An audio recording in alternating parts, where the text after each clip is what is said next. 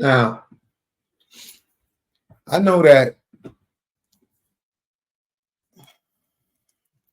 I said over and over and over and over, I'm not victim shaming nobody.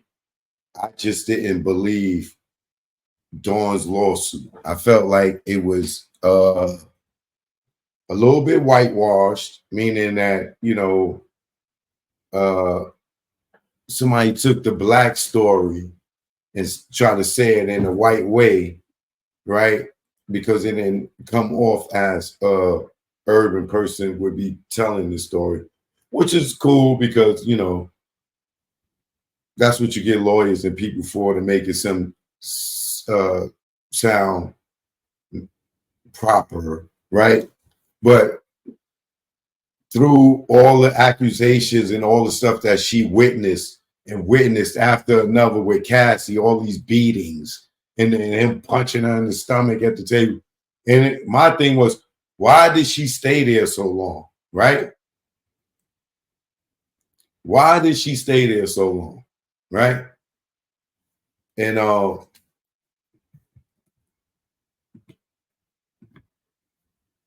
want y'all to see something, right? Like I said, I was not shaming, and I'm not shaming Dawn Richardson, Rickardson at this time, right? I'm just keeping it real and showing facts, right? And my facts is that she stayed around Diddy, but sat there and said he was this horrible person. But the fact is, you stayed around him after all these allegations from three groups, from Megan the Band to Danny Kane to Diddy Dirty Money, right? And then you got in this lawsuit. Oh, he did this, he did this, he did this, he did this, right? Now, check this out, right? This is just a few years ago. And I'm using this under fair use, okay? Copyright disclaimer under Section 107 of the Copyright Act 1976. Allowance is made for fair use for the purposes such as criticism, comment, news reporting, teaching, scholarship, and research. Fair use is use permitted by the copyright statute that might otherwise be infringing nonprofit, educational, or personal use tips to balance in favor of fair use, right? So I'm going to use this under fair use. Now, for the last few days, I've been going over the Dawn Rickardison's lawsuit, right? Now, y'all heard how she described Diddy in this lawsuit, right? Check this out.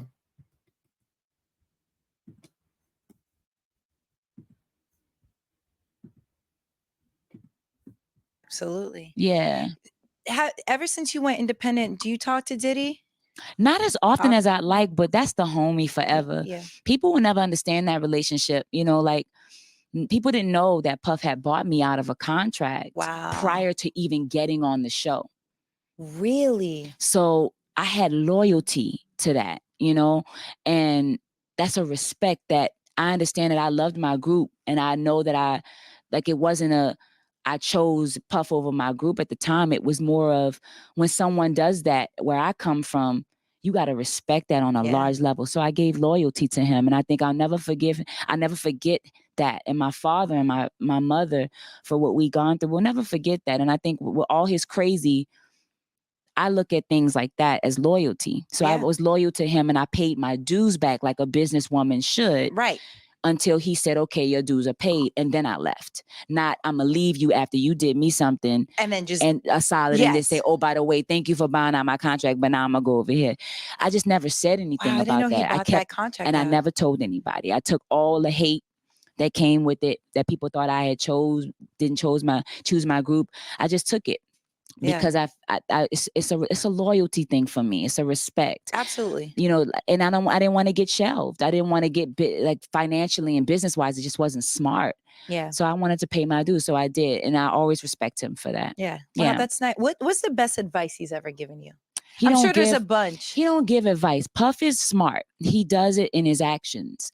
He never sleeps. He has people always around him, and he pays attention to the pulse. He's a marketing man. Yeah. More than anything. And he's blessed with an ear. That's two very powerful things. Yeah. Right? And so if you're smart, you don't take advice, you pay attention. So I just paid attention, you know, and that's it. You know, it wasn't all perfect. It wasn't all great. Yeah. He's exactly what people say he is, Yeah. but he's also, he gave me a shot. I don't have the story that you have. I have I got out alive. Yeah. And I got out with a business. And I don't have no bad stories. That was only support. So Wow. if you do good by other people, they'll do good by you. I agree. And so that's what I tried to do. I didn't do it perfectly. It probably was imperfect and it probably looked crazy and I probably made mistakes, and I totally did make mistakes along the way. But I did the best that I could. But you've owned up to it. Yeah. You know what I mean? I've never got the vibe that you were scared. I wish more would see it that way. Nah, I you know, mean, yeah. But I am. I said, you know, you do your best, but I am still a girl from New Orleans, Louisiana, Yeah. from the Ninth Ward. Yeah. So there's gonna be all kind of imperfections and all kind of in there. You know what I mean? I'm still my mama's child. I'm gonna do my best, you know, but I'm still my mom's kid, and I'm still.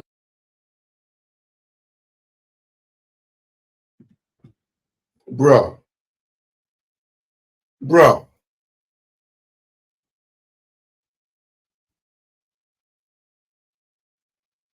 Come on, man. Yo, that's dangerous. That's real dangerous. This was 2017.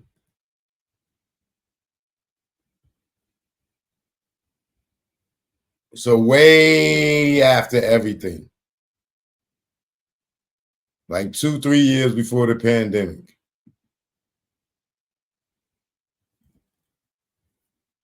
Yo, now let's go. Hold on.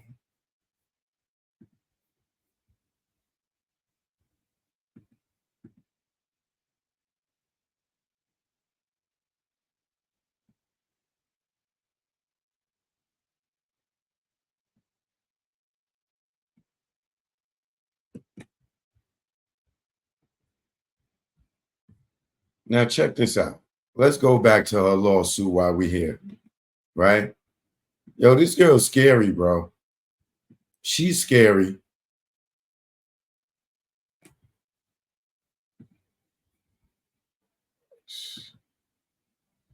She's scary, bro. What page was I on? I think.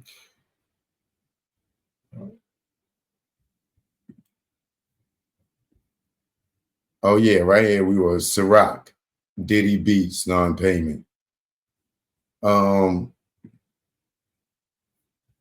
This girl's scary, man. And like I said, women, I'm not saying all y'all are like this, but it's women like her, bro. If you've been here since I've been reading this lawsuit and hear her today on this video, like, yo, you talking about day and night? You talking about hot and cold? Yo, bro, this girl's scary. So in and around the summer of 2009, Miss Richard and Miss Harper were, hey, hold on, y'all, chill. Here's the other thing. The other girl, what's her real name? Hold on. Before I get to this, let me show y'all something else about Dawn, right?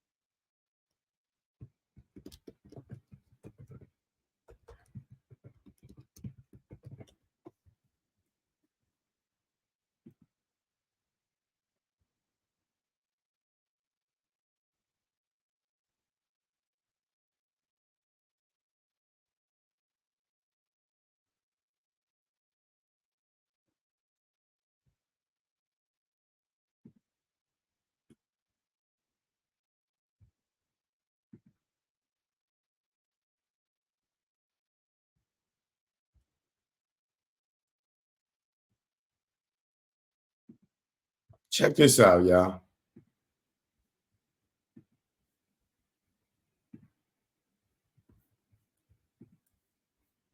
The other girl from Dirty Money, remember she keep putting her name in the lawsuit, right? Miss Harper, right? So Dawn keeps saying, "Oh, them two always seen it. They was in the kitchen together when Diddy dragged Cassie up the steps. Remember that? Well, listen to what she got to say.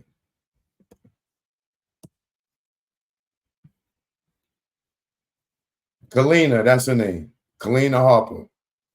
Former Dirty Money member Kalina Harper denies claims made in Dawn Rich's Diddy lawsuit. Some do not align with my own truth.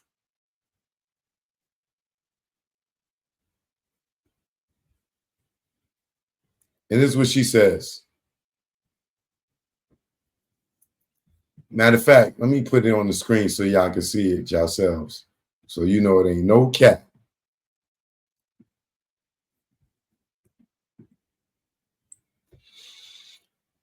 The real Kalina, that's her Instagram if you want to go see this yourself.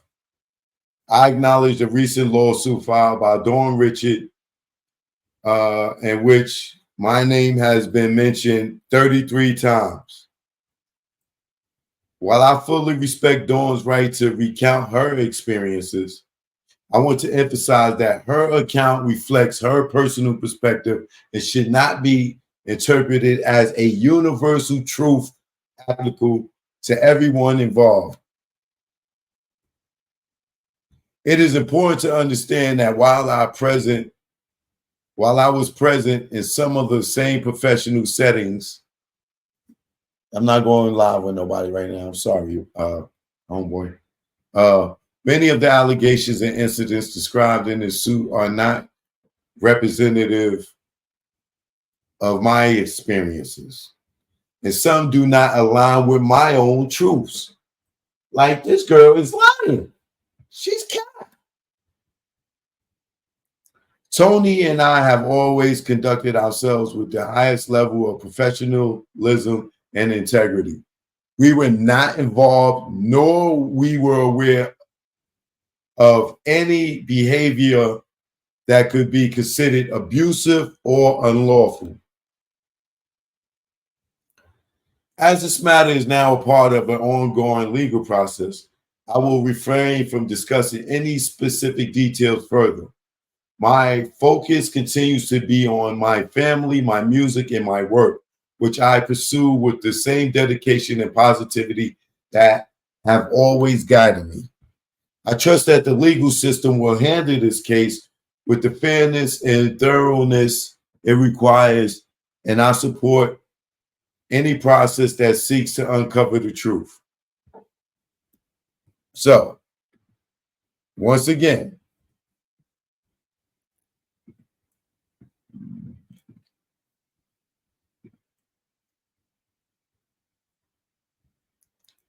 I feel like the girl Dawn is on some BS. I don't feel like she's on the up and up.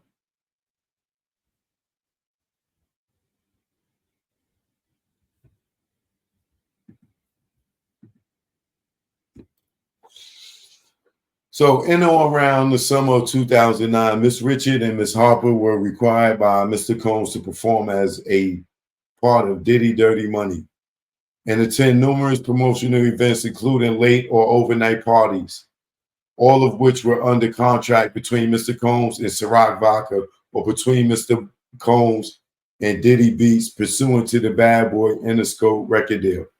Miss Richard was never compensated for the extra time she spent fulfilling Mr. Combs' promotional contracts, including the Ciroc and the Diddy Beats campaign.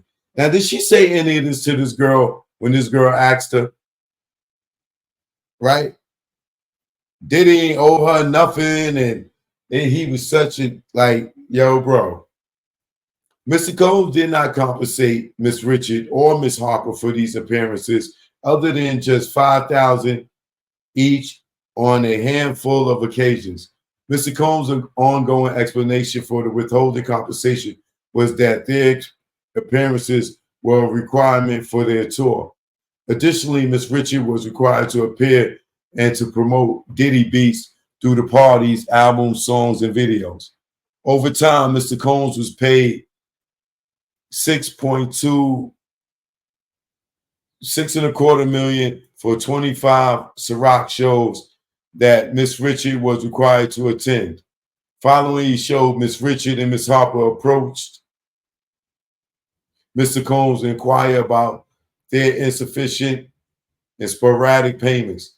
Mr. Combs routinely responded with statements as, "You bitches aren't grateful, and you don't want this." Miss Richard estimates losses from Ciroc campaign promotion totaling at least $1.5 million. Upon information and belief, Mr. Combs received an advance on Diddy beats for which Miss Richard received no compensation. Like, why do he got to pay you for his beats, for his deal with Diddy beats? Because you went to an event and you wore them or you promoted them, that you got to get a portion of his deal? Like, yo, this girl's tripping. Like, she's talking like a wife or something in a divorce. Mr. Combs sexually harasses and assaults Miss Richard. Between approximately 2009 and 2011, and like I told y'all, that interview she did right there was 2017. Between 2009 and 2011, throughout Diddy Dirty Money's recording process, rehearsals, and performances, Mr. Combs repeatedly ordered Miss Ricard to strip down to her underwear. He frequently referred to her as a bitch or whore and made demeaning remarks about her body. Come on, bro. Did y'all hear this girl just now talk about Diddy? Do this sound like the same person that from 6 years later, she doing this interview after he talked to her like this? And that's what she got to say about him 6 years later? He frequently referred to her as a bitch or a whore and come on, my nigga. Like, come on, this girl, yo, man. And she stayed. She stayed.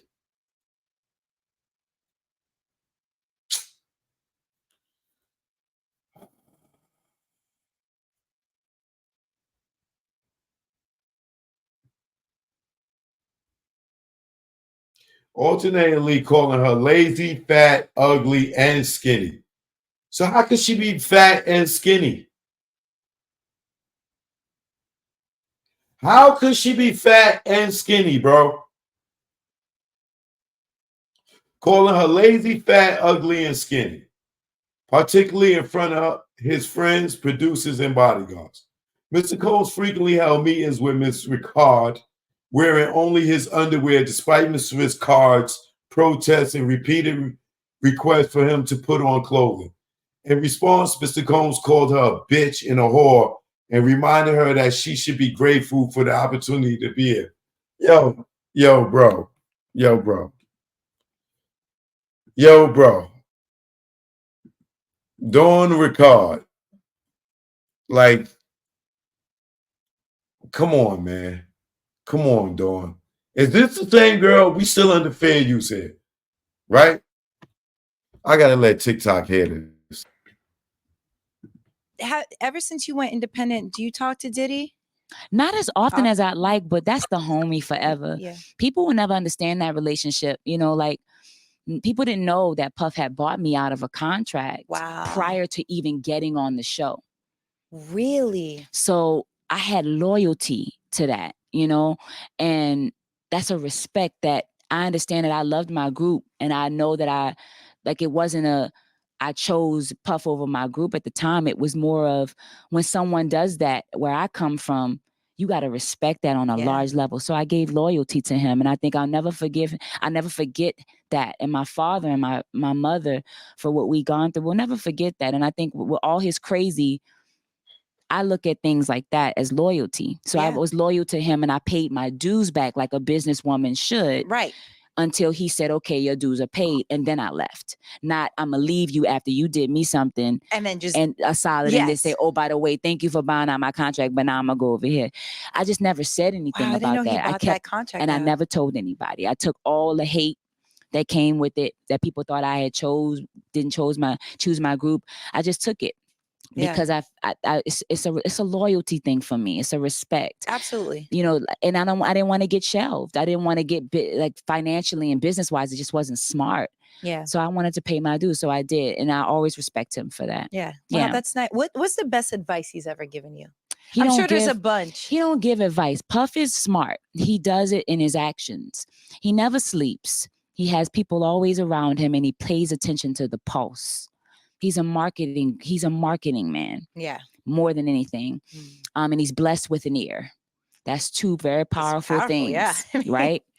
And so if you're smart, you don't take advice, you pay attention. So I just paid attention, you know, and that's it. You know, it wasn't all perfect. It wasn't all great. Yeah. He's exactly what people say he is, Yeah. but he's also, he gave me a shot. I don't have the story that you have. I have I got out alive. Yeah. And I got out with a business. And I don't have no bad stories. That was only support. So Wow.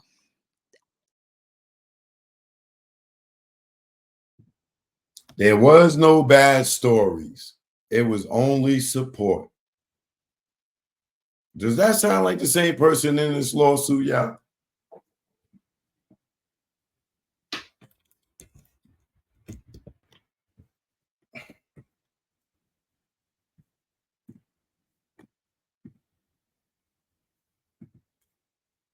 She's dangerous. She is dangerous.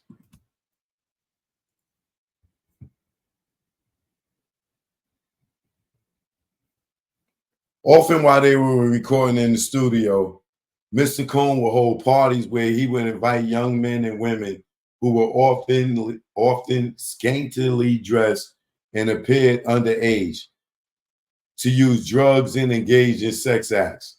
Miss Ricard observed Mr. Combs and his colleagues kissing, groping, and inappropriately touching the young women.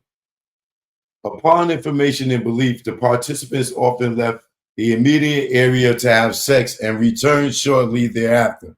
She a dirty motherfucker.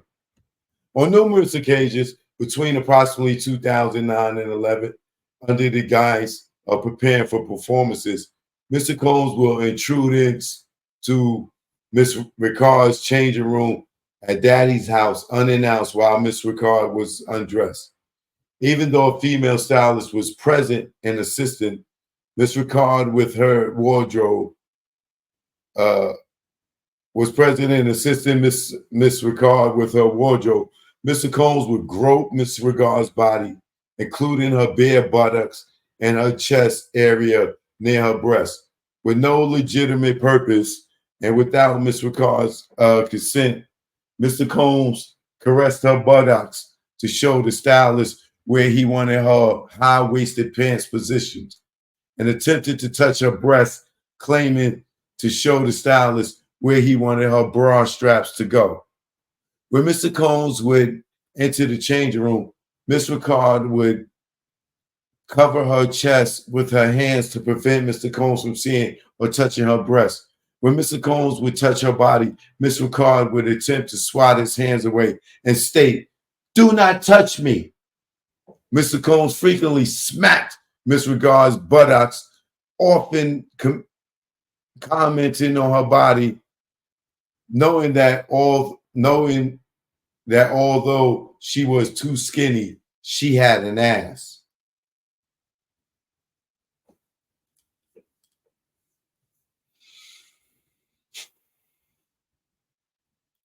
Ignoring her visible communicated discomfort, Mr. Combs persisted and continued to intrude when Miss Ricard was in the dressing room, continued to touch her buttocks and breast area under the guise of showing the stylist what to do, and continued to smack her buttocks without her consent. In or around October 2010, Diddy Dirty Money performed in Glasgow, Scotland where Mr. Combs engaged in overt sexual advances towards Miss Ricard. Excuse me. In numerous occasions, when Miss Ricard exited the dressing room fully styled, Mr. Combs looked at her approvingly and smacked her buttocks while making comments such as, "You're looking good. Okay, Dawn. Okay."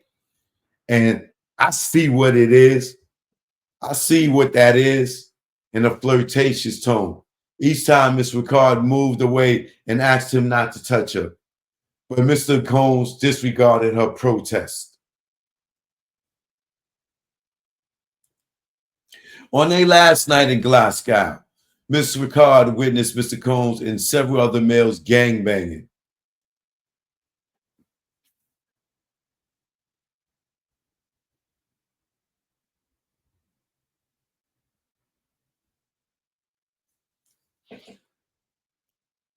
Bro.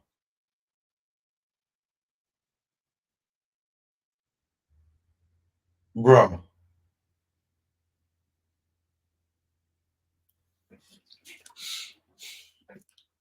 Do I need to go back to her interview again?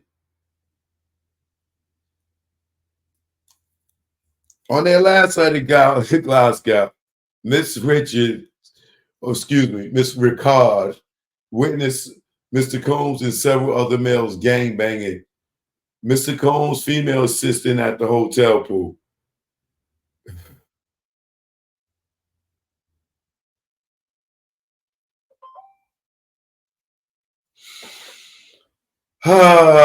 Miss Ricard immediately left and went back to her hotel room like she did in the other room, and I'm sure she moved furniture against the door again this time.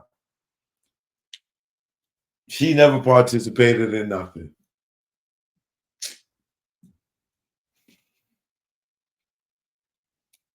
Bro, man.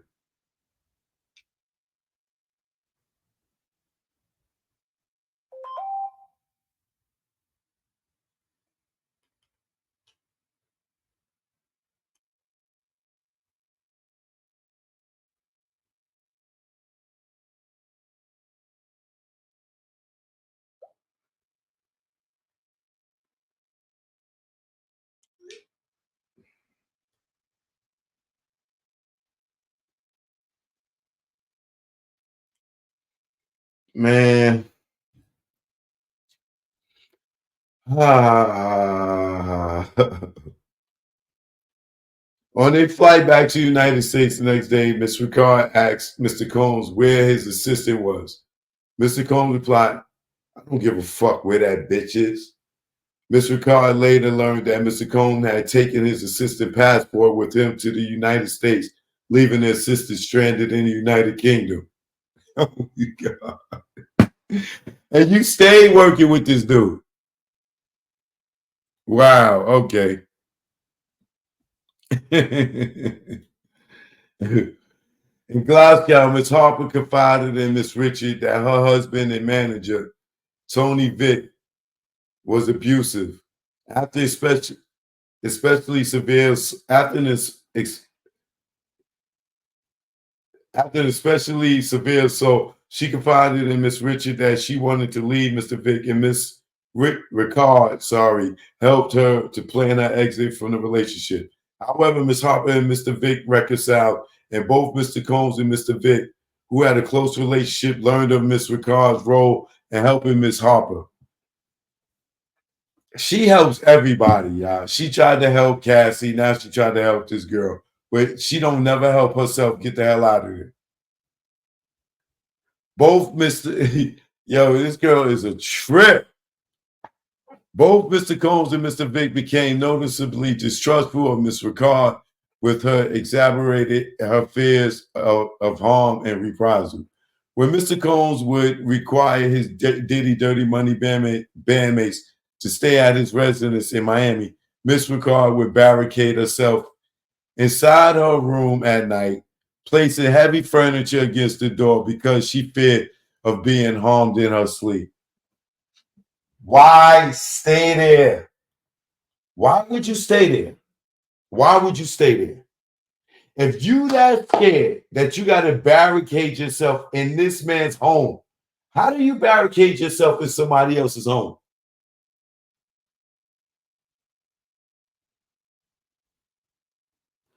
How do you barricade yourself into somebody else's home, bro?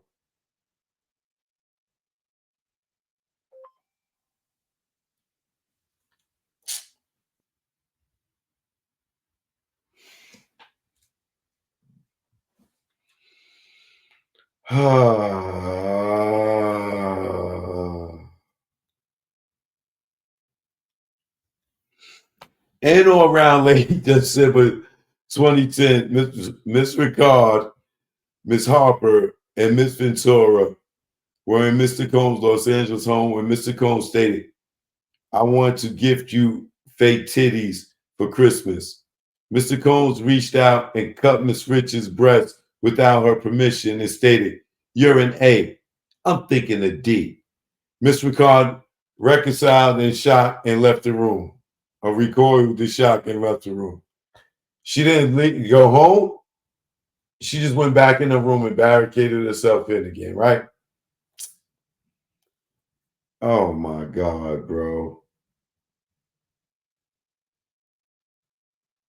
Throughout the above mentioned time period, when Miss Ricard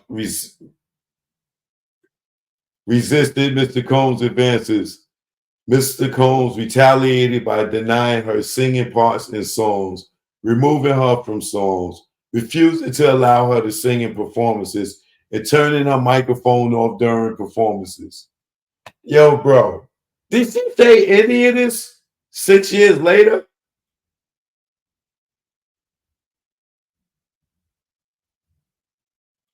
The more Mr. Ricard rebuffed his advances, the more Mr. Combs' retaliatory behavior increased. Yo, bro.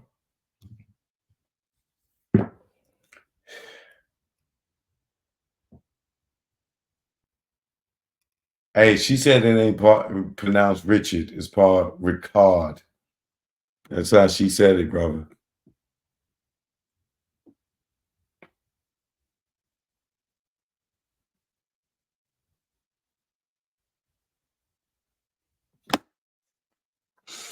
Do this sound like the same person? Is she talking about the same Diddy?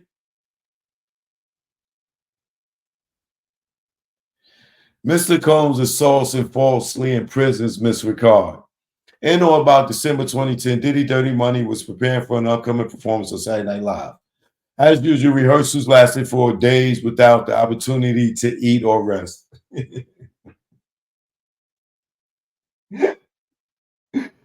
Come on, Dawn. You got to stop, baby. You got to stop, man. You got to stop, baby. And the rehearsal schedule was unpredictable. After waiting all day for Mr. Combs to call or send a car, you didn't have no money in your own, baby, to go get something to eat while you was waiting for this dude. Really? You didn't have no money, no more. You couldn't go to Western Union and get your mother to send you $50. Like, come on, man. Come on, man. Like,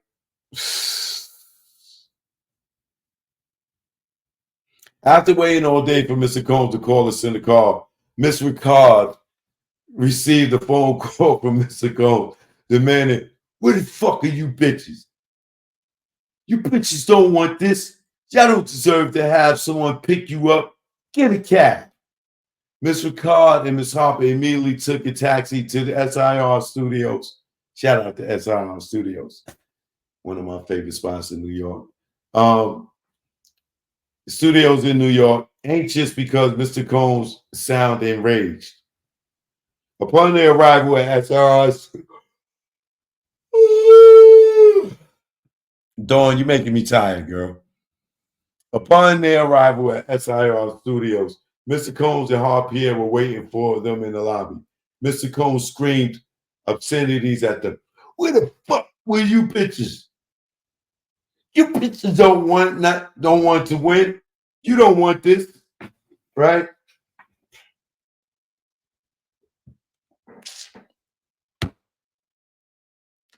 I'm so tired of y'all.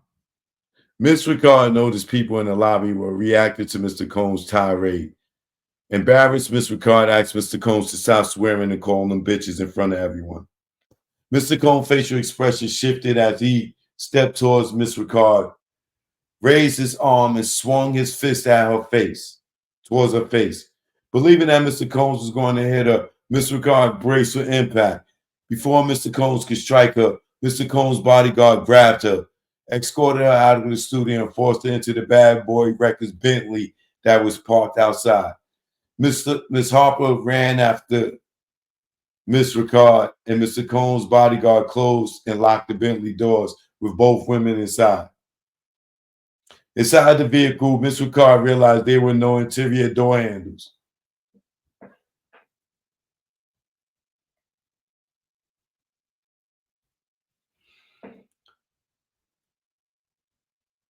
There were none, or you don't know how to open the door of a Bentley. Please don't tell me, girl, there's no door handles inside of a Bentley. Please don't tell me you're saying that.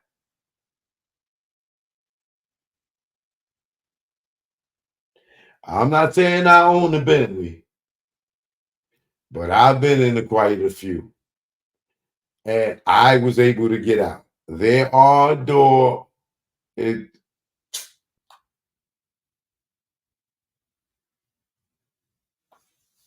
Yo, this girl, man. Yo, man. Oh my God, y'all.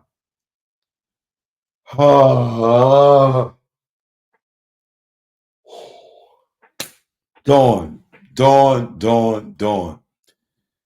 Inside the vehicle, Miss Ricard realized there were no interior door handles and that they were locked inside with no way to escape. Miss Ricard's belongings were in the studio, but she was able to call her father from Miss Harper's cell phone. Miss Ricard relayed to her father what had happened, and she needed help and feared that she would go missing. I bet you she stayed after she got out that car, y'all. Moments later, Mr. Combs' bodyguard removed only Miss Harper from the Bentley, leaving Miss Ricard locked into the car for over 2 hours.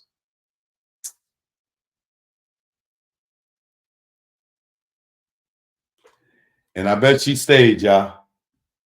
Miss Ricard screamed as loudly as she could, but no one responded. In New York City, as busy as New York City is, on SIR downtown on the west side, you telling me in and out, as many people go in and out that studio. Nobody heard you screaming outside that car. It's many people that will walk by. Now the car is soundproof.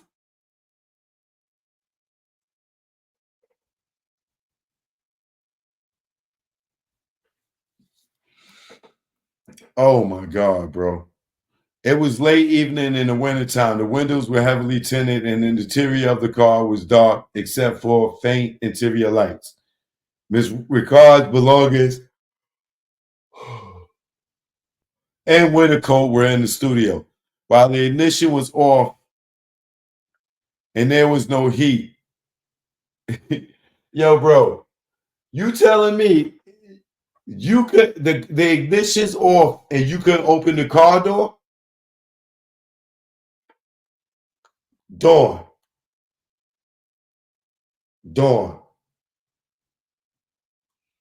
Come on, Dawn.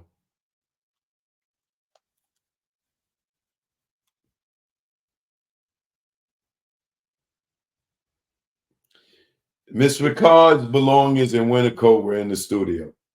While the ignition was off and there was no heat, with Mr. Combs' prior threats and violence running through her mind, Miss Ricard felt sheer panic, terror, and feelings of claustrophobia at being locked in a small, dark, and closed space with no way to communicate or call for help.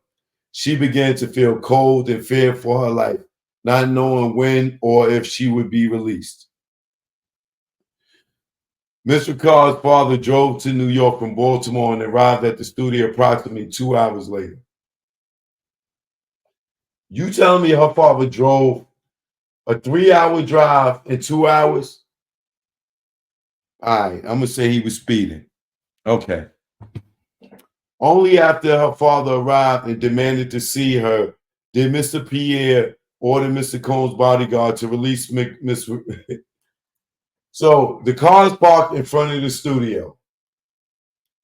She was able to call her dad from Kalina's phone and tell him she's locked in this car in front of the studio. And the father comes all the way to New York and see this car in front of the studio and don't break this nigga window to get his daughter out.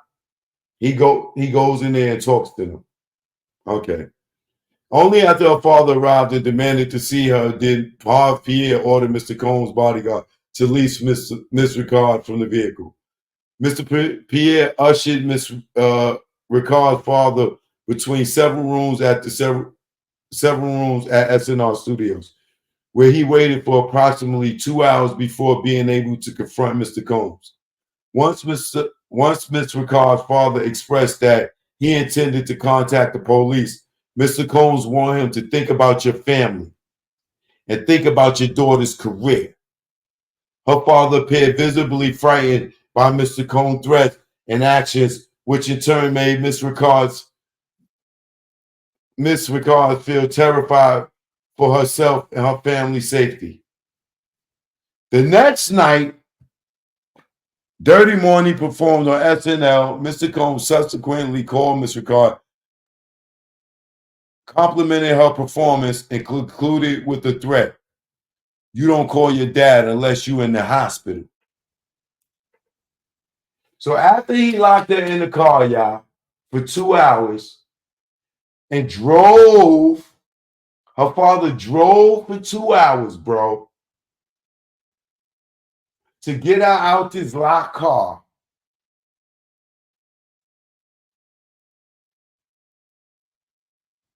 She go do Saturday Night Live with this nigga the next day.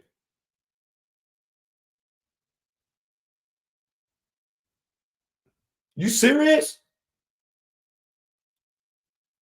And then he tell you, you don't call your daddy unless you in the hospital. So you this scared of this dude, bro. And all the stuff I just said happened. And now he locked you in the car on top of all the stuff that happened.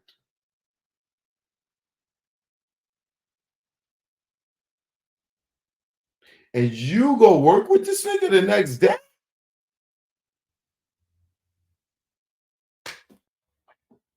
Yo, bro, this nigga Diddy must be Candyman, Freddy Krueger, or somebody. Like, hold on for a minute. Hold on for a second. Because this is the girl that just 5 years ago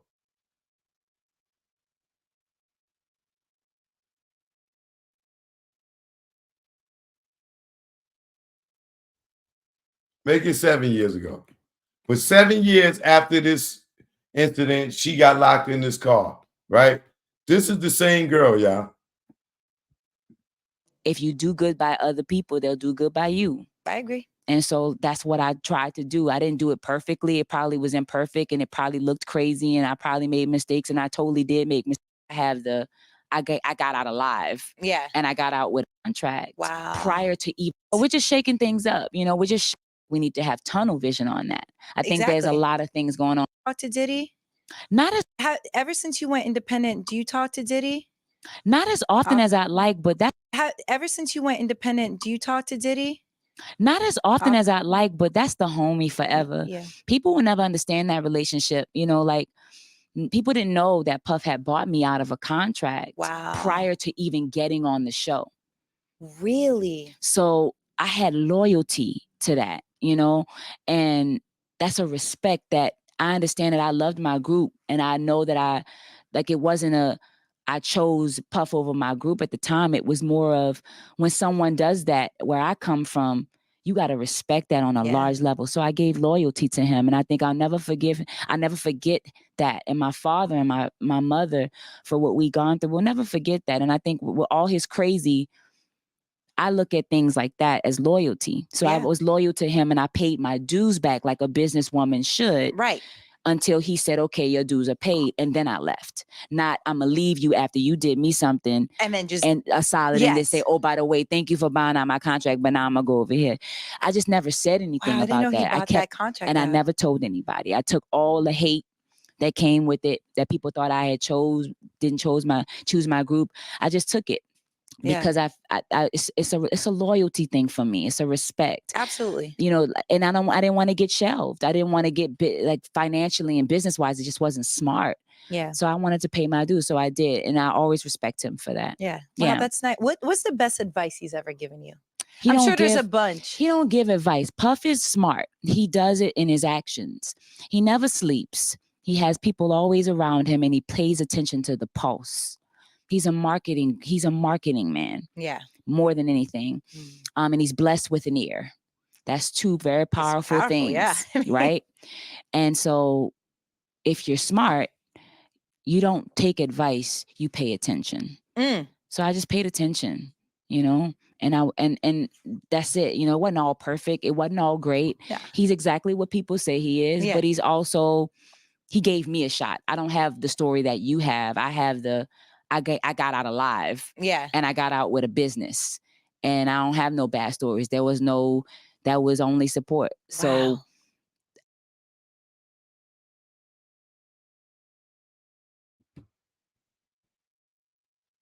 There was no bad stories.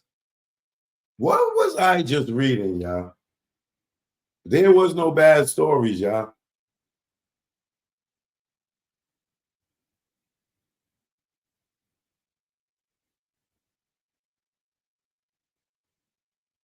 She don't have no bad stories, y'all. I'm confused.